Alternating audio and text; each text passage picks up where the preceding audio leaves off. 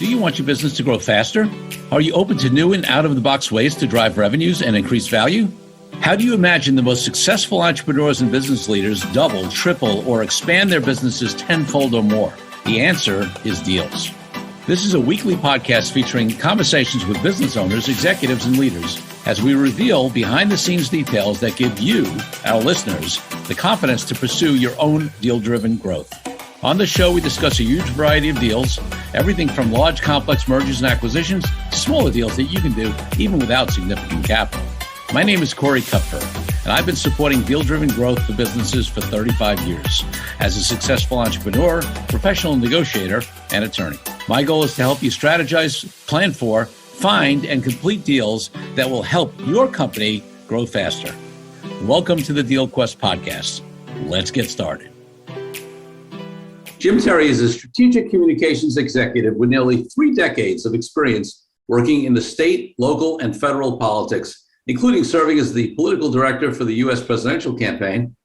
A veteran of Capitol Hill, Jim has a special knack for helping businesses and organizations navigate the turbulence at the intersection of business and politics. From taxes to the culture wars, Jim has a unique approach to communicating in today's outrage-driven environment, including the 5 opportunities most businesses are missing. Jim has appeared on Fox News, CNN, and countless talk shows across the country and has testified before Congress on multiple occasions. I am so excited to have Jim Terry on the Deal Quest podcast. Jim, welcome. Corey, great to be here. Appreciate you having me on. Well, folks, listen, I'm excited about this because Jim has a unique background and approach and view on the intersection of politics and business deals, particularly. So I think it's going to bring on some things we haven't necessarily maybe talked about in the last 150 some odd episodes so much. We've had a little bit of this on, but it's not our usual topic, but it's so crucial, especially in this day and age. Jim, before we get into all that and specifically what you do for clients and how it impacts deals, I want to take you back to when you were growing up as a little kid, maybe 8, 10, 12 years old. What did you want to be? Because my guess is a communications, consultant, political strategist might not have been it, but you tell me. Yeah, no, I think probably like most kids, a superhero. But yeah, look, I grew up, kind of in the backwoods, flyover country, and I think what I wanted to be was out more than anything out of the backwoods. But no, I think it's I grew up with I think a deep sense of what's right and what's wrong. Yeah. And I think that's pretty much guided me, since then. And, all of my choices, I've had a kind of a very diverse path of, when you think about landing in strategic communications, I've done everything from build houses to drive trucks to, everything under the sun that you could do to earn a living. And I think that has given me tremendous insights into, what we do now. I always tell people, and politics is just people. And if you got enough of them with you, you win. And you got enough of them against you, you lose. And pretty simple equation, really. And you know what? I mean, even though it's not as well in some businesses it is, but many businesses not that quite that numbers game in business. It's also, it's the people you surround yourself with, the people you partner with, the people who are your clients or your employees. I mean, it's still a people game, right? Oh, 100%. And, just like in deal making, who you're negotiating with, the character of that person, the weight that you can put on their word dictates, not only the outcome, but certainly your posture and how you navigate that. And I think that's the same thing applies in politics for sure. 100%. All right, I'm going to take you back. One more question looking back. What was the first deal of any type that you can remember doing? It could have been something small when you were a kid or something maybe, early in your career or whatever comes to mind. First deal I ever did. That probably would have been my first deal would have been mowing lawns. There was a neighbor across the street from us, and I probably would have been, 10 or 11. Yeah. And, for whatever reason, my mother decided that I must mow that yard. And so I went over there, and they were very attentive to this lawn. And so they had the most thick grass you can imagine. And so I managed to go over there and not cut a deal just to mow her lawn, but to upcharge for the quality of her lawn. I love it. I love it. So you said flyover country. Where specifically did you? Grew up all over the South. Mississippi, Alabama, Arkansas, kind of all over the South. And did you end up spending some time in D.C.? As a lot of political folks I have. do? I've spent spent quite a bit of time in D.C. Spent quite a bit of time in Southern California as well. Great, which is where I happen to be now, my place in Southern California in Marina del Rey. All right, so let's start talking about, I know you have some specific examples and experience, but just conceptually, let's start on a conceptual level, right? Because everybody knows there's deal making that goes on in politics, right? Everybody knows there's deal making that goes on in business, but how are they the same or different, right? What are transferable, skills or experiences, and maybe how do those two realms differ? Yeah, so I think that the art of deal making is trying to get what you want by giving someone else what they want. And in the realm of politics, that can look like the bargain with the voter, right? You want your guy elected or your person elected, and so you've got to figure out what the voter is looking for, and that's a deal in and of itself. And then you kind of move in, into the Capitol. It gets quite a bit more complex with these giant bills. As you just saw with the NDAA, the National Defense Appropriations Act, it got hung up because you had 700 amendments that people wanted, and then you had 3 or 4 holdouts, and there was a whole lot of trading going on, and the ability to give some of those people some votes outside of the NDA that they wanted and able to move the NDA, and ultimately they went to what they call a pre-conference. Yep. Which is where your big four, the 2 leaders from both parties and committee chairmen, they're kind of pre-negotiating, like, if the package looks this way, will you agree to it? Right. And then they send it back to the House and send it back to the Senate. And that is, sort of the probably some of the most raw, straightforward deal making you'll ever kind of witness, I think. Great. And how does that now, of course, you work on the business side and communications, and we'll get into a little bit more about what you do specifically, but how does that translate into business? Where does it translate, and where maybe doesn't it? Well, it does. When you talk about doing a deal for, getting what you want by giving someone else what they want, the same thing comes. When you talk about public relations and strategic communications, you're really talking about telling your story.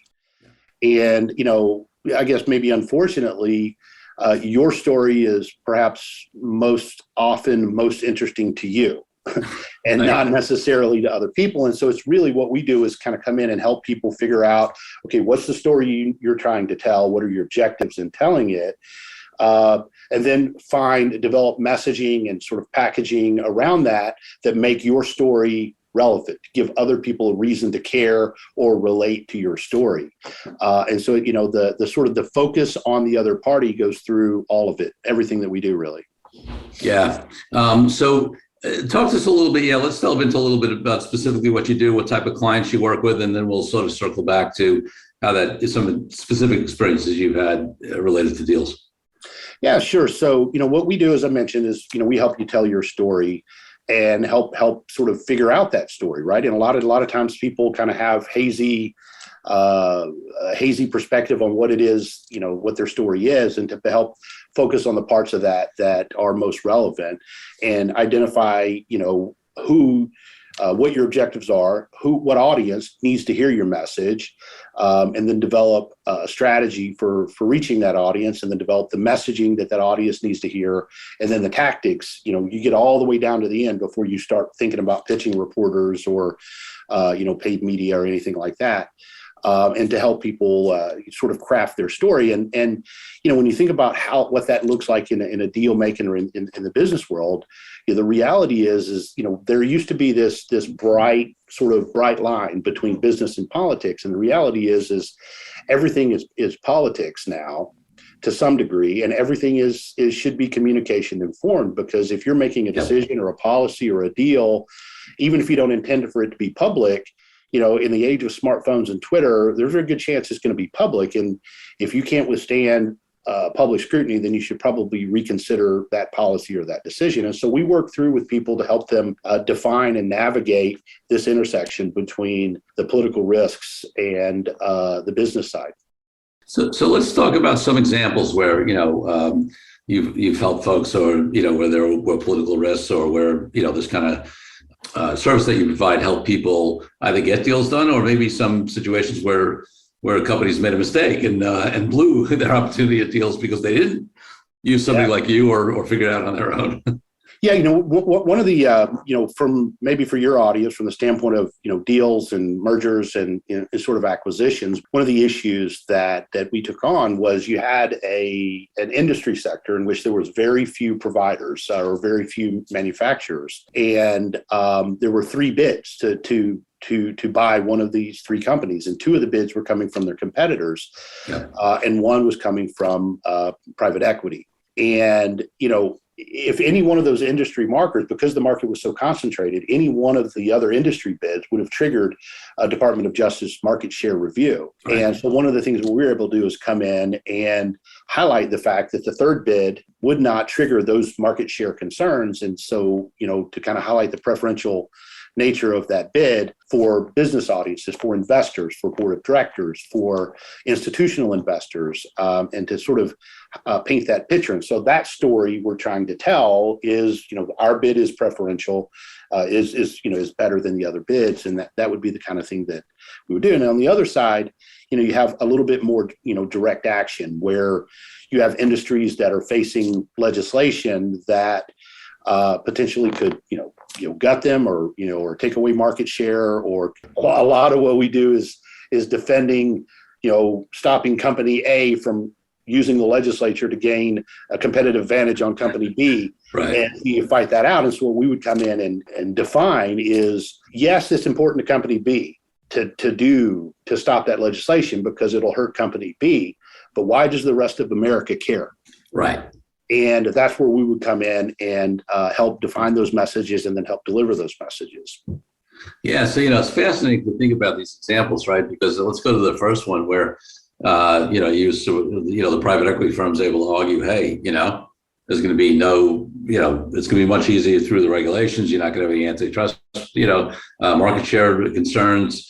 Obviously just that. I mean, one, there's a risk of the deal, potentially not getting approved, right? So that you have the rest of the deal not going through at all. If you go with one of those, the argument on the other side, from a deal lawyer point of view, if I were representing, the other buyers, I would say, well, we're a strategic buyer. There's a lot of benefits in the strategic buyer because, we can combine. We know the industry. We can have economies of scale. Blah blah blah. We're interested in growth. We've been in the industry, right? So we have they have their story, right? On why they're better than a private equity firm is going to come in just with capital, and they don't necessarily have the same expertise we do and connections, and maybe not economies of scale. But the counter to that, right, is your story, which is on behalf of your client, which is, listen, first of all, what if this deal doesn't get approved, right? You go through the DOJ, it's going to be a high concentration risk.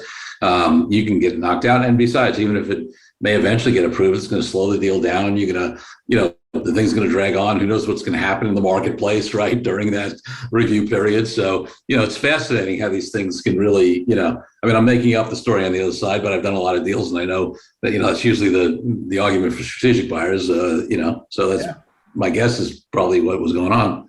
Well, and that's the, that's the bottom line, right? There's 2 sides to every story, but he who defines it usually wins. Right. You think about it from a legislative standpoint, which is, there's a bill and one side says this is going to cure cancer and the other side says this is going to destroy our healthcare system.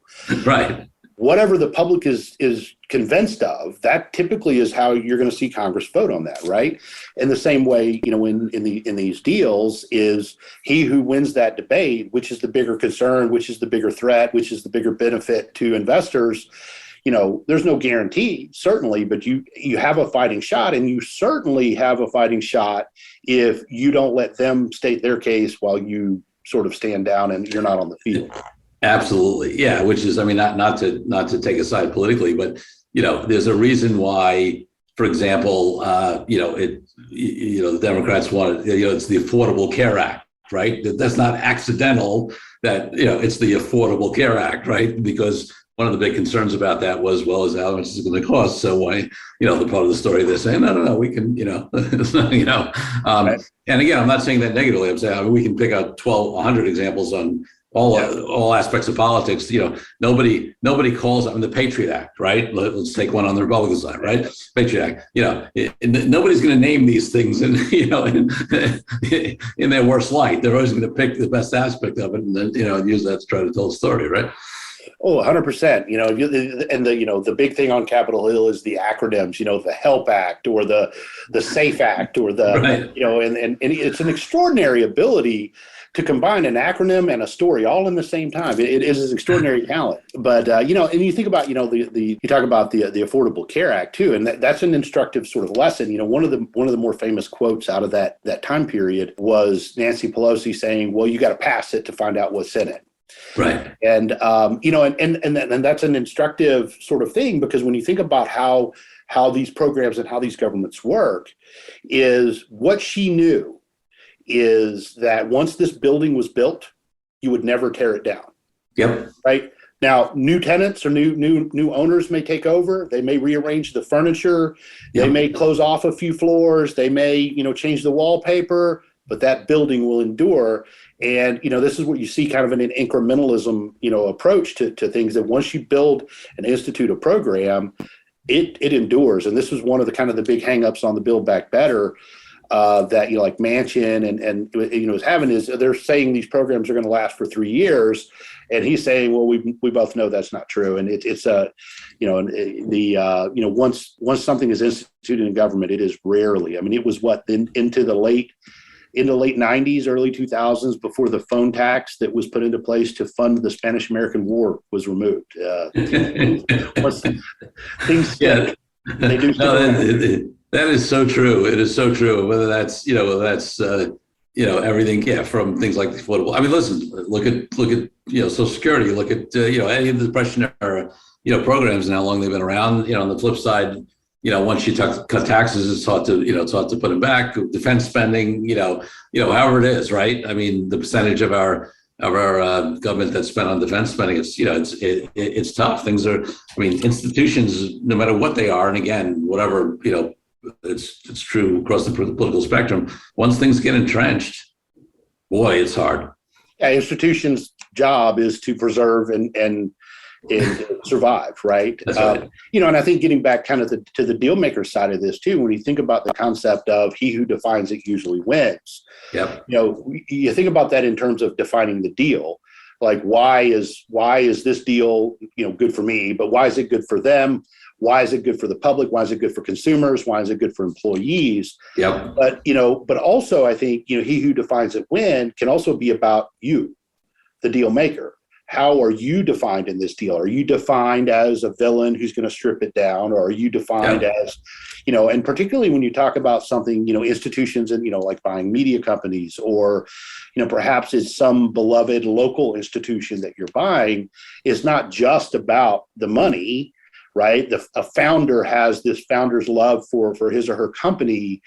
The character of your character and how you're going to treat this asset when you have it matters as well, as to whether or not, because somebody else can come along with the same money or same bid. And so entering these deals and carefully managing your own image and telling your own story about who you are, I think is as important as talking about the deal itself. It's strangely, because I think this came up. I recorded a podcast like last week, and I just watched it, and it was relevant there. I hadn't watched the movie Pretty Woman in like forever, and it happened to be, I was in a hotel room, and it happened to be on, and I saw part of it. And you look at Richard Gere's character, right? And he went from a corporate raider, bought companies to break him up, and then at the end, he's with the old man, we're going to build ships, right? So those he happened to change his story mid deal, which is not usually what happens, but but it was a movie. So, although I don't know, I think there is a degree of wealth that allows that luxury. That's true. That's true.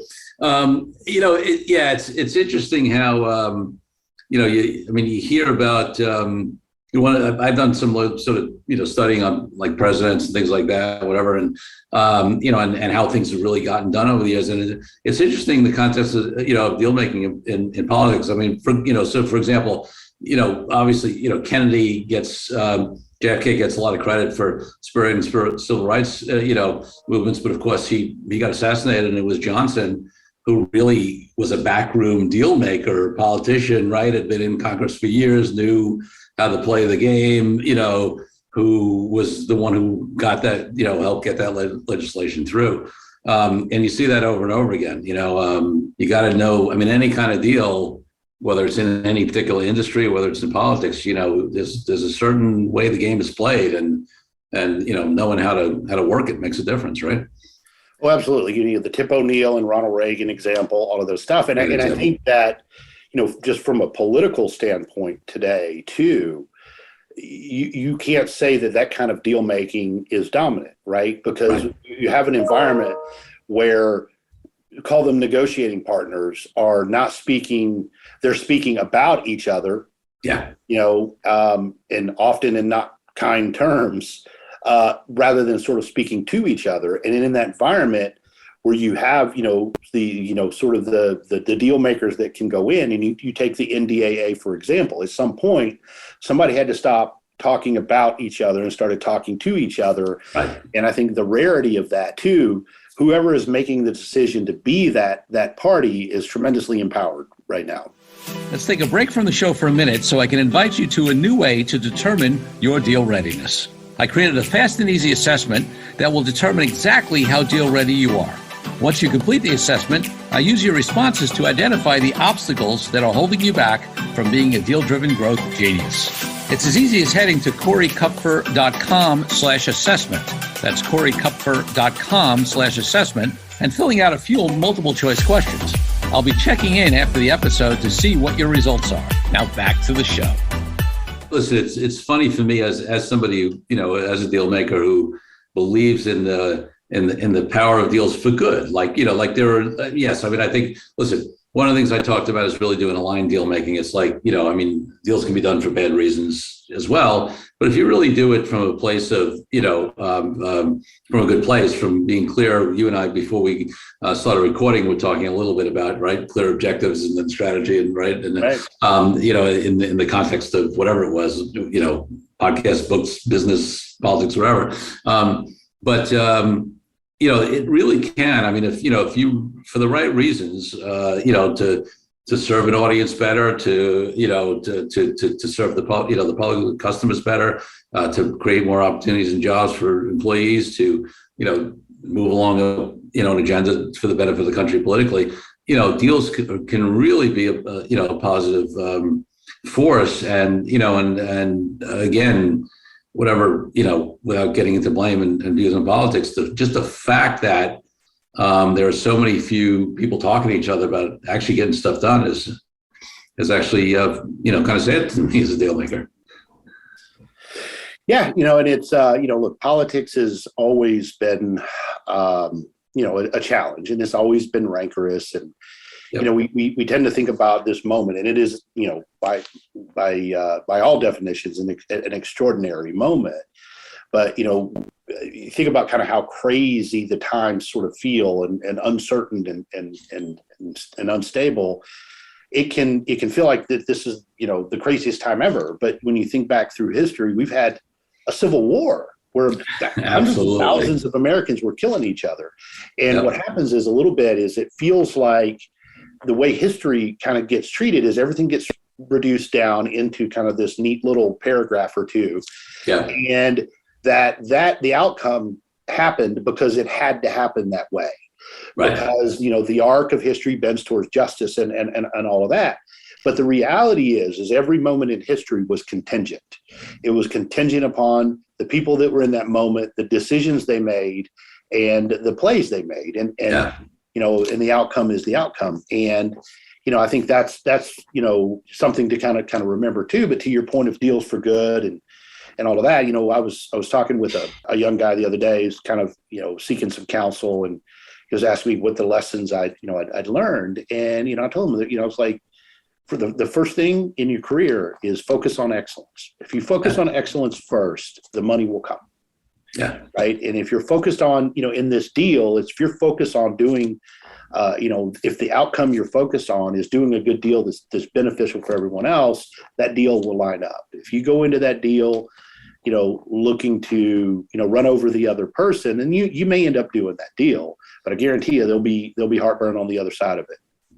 Yeah, no question. That's something I preach all the time, especially in business. Many deals have some sort of ongoing relationship element to them, right? Yep. You're merging two companies, you're doing a marketing deal, a distribution deal, a business partnership, whatever. So, the negotiation and getting the initial deal done is only part of the entire business relationship. And if you take advantage of somebody in the short run there, it's never, it's never going to work out, so yeah, 100%, we're 100% aligned. Yeah. The other thing that's interesting to me, so that just popped into my mind, on how sometimes, and again, you could judge for good or for bad. I will give away my view on this one. I don't think it was for good, but where different political decisions affect deals. So, for example, media, right? There used to be restrictions, and these were changed, by the way. People think some of it was changed under Reagan, some of it was changed under Clinton. It wasn't one side or the other. We used to have fairness doctrine. You used to have restrictions on how many major media outlets somebody could own in a particular city. So you couldn't own a radio station and a newspaper, a TV station, and whatever. And that's all gone away. Now, what that's caused from a deal side is significant acquisitions, consolidation, right? All kinds of deals that brought it together. I like when there was more diversity, and people say, well, when the internet came in, that democratized everything. But then, of course, that got consolidated, and down, to a few players that really control what we see and what we hear on the algorithms. So, I don't know it's just interesting to me, though. It sort of, makes the point that we raised, and you raised at the beginning, and that there has always been this interplay between, politics and how it impacts business. And of course, part of that is, is deals. Consolidation in the media industry is just an example of that. Yeah, no, absolutely. And I think too, beyond the structural legal, and that structural legal is there, but I think where a lot of businesses and deals, there's this sort of demand now that you be overtly sort of political, and you have these sort of dominant narratives that this is the only policy or the only decision or the only answer, or you have to, this has happened, and so therefore this is the only acceptable response. And there's a lot of pressure to follow those sort of dominant narratives. Problem is, the dominant narratives in, say, labor law aren't necessarily always in sync. And that's a sort of a big challenge. And so, this guy went and did something on his own time.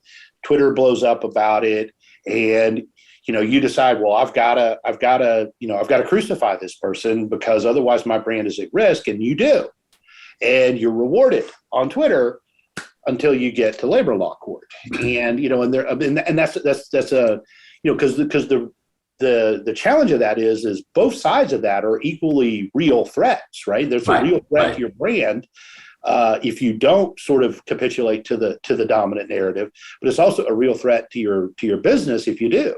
And so that's a lot of businesses are being put into, a difficult place. And that's where, what we talk about in those kind of moments is you have to find that high moral ground, right? Yeah. And in that higher moral ground, you have to decide what your values are. And if you're going to value, free speech, if you're going to value a transparent process, if you're going to, value due process, it won't necessarily be easy, and it won't necessarily be pleasant, but you have to find that path in between so that you don't, solve one problem and create another. And a lot of that's what we help people do.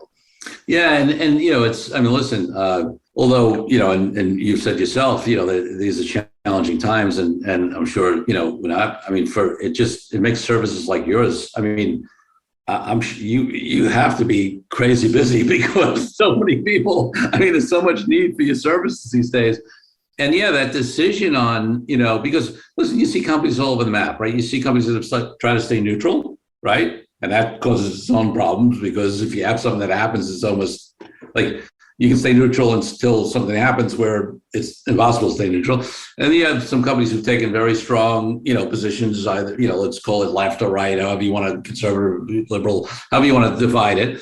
They've just taken, they've said, hey, this is what we're about. And they understand that that's going to drop off certain amount of customers over here, but maybe we'll get more over there. But just, there's pitfalls, there's significant risks in any of these strategies, right? Because like I said, you can't, it's tough to stay neutral and you take one side or the other. And then, frankly, I've seen situations where people take positions, or companies take positions where you think would be favorable, let's say, more right and more left, and then even elements of those, are unhappy with them anyway, right? Well, and the reality is the dominant narratives change, right? And so what was acceptable and right yesterday, 5 years from now, 10 years from now, may not. Right. And in the internet age, nothing ever dies, right? It always comes back. And so, when you think about, like, just from a corporate standpoint, and you think about politics, right?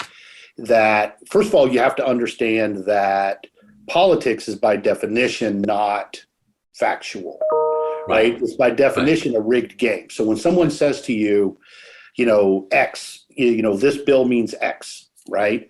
And them telling you that, they're intended to sway you one direction or another, not necessarily to inform you of the facts of that case. Sure. And so when these corporations kind of accept something at that level, and then just sort of go with it, then that's where they find themselves in sort of a lot of trouble. But if you have decided that this issue is important, and you're willing to, I'll accept the cost to my brand, because I think this is the world I want to live in, and I have this platform, and this is what I want to do. And you're willing to accept those costs, but it's, make sure it's something that you believe in, not something you're parroting. Because there's going to be a cost to it, and you need to believe that that cost is worth it by truly understanding the issues, truly understanding the implications, and not just sort of parroting whatever you've heard on Twitter, or because a lot of people on Twitter said it seems like a good idea. Because as you point out, there's risk on both sides of it, and there are very real costs on both sides of it.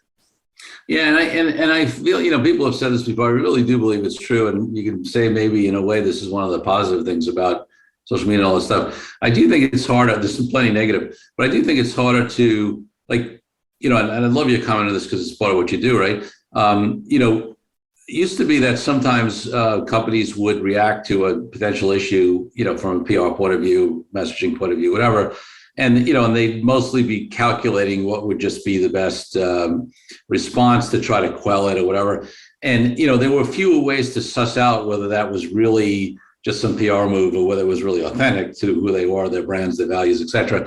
And now there's a lot less tolerance for that, and just sort of more ways that it comes out. So I actually think that it's pushed in some ways some more authenticity, some more deep thought into what do we stand for, and what are our values, and not just some reactive media thing that's going to quell, because it's hard to quell stuff if you're not authentic.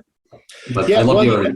I think what you've seen is rather than people trying to quell it, they choose to capitulate to it, right? And that has its own set of its own problems, set of harms. I mean, if you look at sort of the Major League All-Star game, they got moved out of Atlanta over the bill.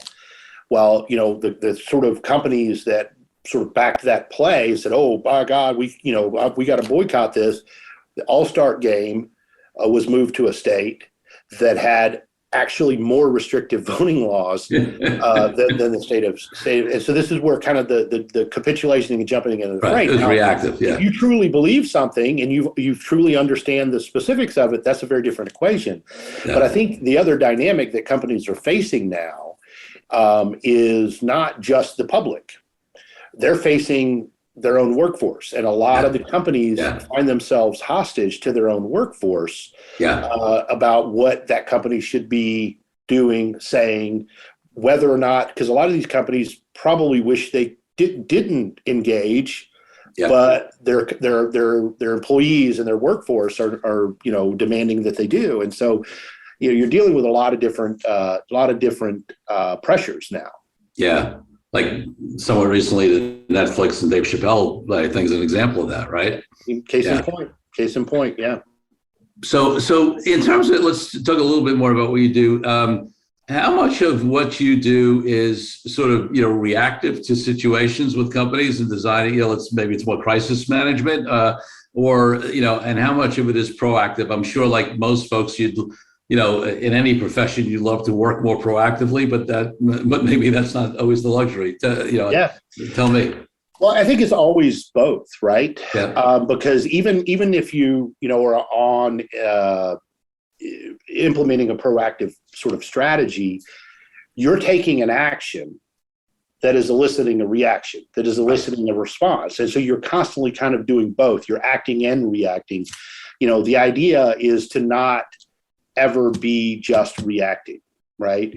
Because that is, if you look at it in terms of sports analogies, offense and defense, and a strong defense is a strong offense, and but the other side is still making plays, right? You still have to run defense, and so I view it as kind of both. But also, there's a lot of different ways you can blunt and sort of mitigate the attacks and the crisis, and part of that is planning. And you think about, we're talking about companies being hostage to their workforce. How do you devise and articulate policies within your company that set the parameters for when that decision comes? But if you have no parameters, you have no other mechanisms for outlets for that within your company or whatever, then it's just you're faced with the sheer force of overwhelming number of your employees demanding you do something, and your choice is capitulate or not. And so a lot of it is also preparation, and a lot of what we're doing too is thinking 5-6 moves down the field to say, okay, what is the likely path we're going to go? What's the likely reaction and response to this? What's our sort of baking that into plan A? So in terms of the types of clients you work with, give us a little better idea, types of companies, size of companies, industries, things like that, so people can get a more feel for it. Yeah, we're across the board, fairly industry agnostic. Our clients kind of fall in a couple of different categories. First, just at the organization type, it's typically corporations or trade associations or nonprofit organizations. Whether that's individual businesses or business associations, and within that you've got a couple of different buckets. There are, of course, a big part of it is politically focused and legislatively focused. You have a threat to your business, a legislative threat to your business, or a regulatory threat to your business, or you have something you're trying to achieve. You're trying to undo a bad past regulation or solve some new problem. And so that's one piece of it. And then the other is that you have, whether it's you have a policy you're going to roll out, or you have an initiative that you're going to roll out at your company, we would help devise and build a media strategy and a public affairs strategy for that. One of the issues, say for instance, if you have you're a company that sells a security, some sort of a security software, solution, and you wanted to expand your market share in that. And so you wanted to drive a lot of media coverage around your product. Well, you can just lob it out there and say it's there, but if the rest of the world doesn't know about the problem you're trying to solve, then people don't really care about your solution. Right. So we would work with companies in an instance like that to go out and build the research, build the the data that sort of demonstrates the scale and the scope of the problem and why that problem matters to the average consumer and why that problem should be on the government's radar. And then, of course, once you've highlighted that problem, you now offer a solution to it. And so it's pretty a wide range of things. And like I say, we kind of boil it down and reduce it into, whatever your story is, we help you tell your story to achieve your objectives. Love it. So give people the name of the company and the best way to, find out more about your website, contact information, etc. Yes, TDS Public Affairs. Our website is probably the best way to get a hold of us. It's www.tdspublicaffairs.com, and that's TDS Tango Delta Sierra, tdspublicaffairs.com. Love it. Easy enough. So, Jim, my final question of the podcast is always about my highest ideal in life, and that's freedom. And for me, that means everything from freedom from people from oppression to the reason I'm an entrepreneur and I haven't had a boss in 35 years. What does freedom mean to you, and how does it impact your life and business? Well, I think freedom is, all things flow from it, right? Freedom is the ability for you to make decisions that are best for you. But freedom also gives us the opportunity to shape the world around us, right? Yeah. Not in the sense of telling other people what to do or forcing other people what to do. Freedom gives you the ability to negotiate and, sort of shape the world that you live in. And to be the person that you've chosen to be and live the life that you've chosen to live. And, I think freedom cannot be underestimated. And I'm hopeful that a word that has been taken for granted and taken as an entitlement is due for sort of a renewed perspective on just how fragile it is, how easily it is taken, and just how much it's worth. Love it. Jim Terry, thank you for being an amazing guest on the DealQuest podcast. Corey, thanks for having us on. Really enjoyed it. Thank you for joining me on this episode of DealQuest, where we help you understand how deal-driven growth can be your ticket to freedom. I want to invite you to a unique way to tap into the wisdom and experience of the DealQuest community. Join the DealQuest Deal Den Zoom calls, a free monthly 90-minute mastermind. In the mastermind, we address all the challenges you may be facing and help support you with the opportunities that may arise in terms of deal-driven growth. You will get input not only from me, but all the members on the call will collaborate and serve each other in a mastermind format. To sign up for the free mastermind, go to www.coreykupfer.com/dealden. That's coreykupfer.com/dealden. I'll see you there. I'm Corey Kupfer. Until next week, wishing you the freedom and financial prosperity that I know your DealQuest will bring.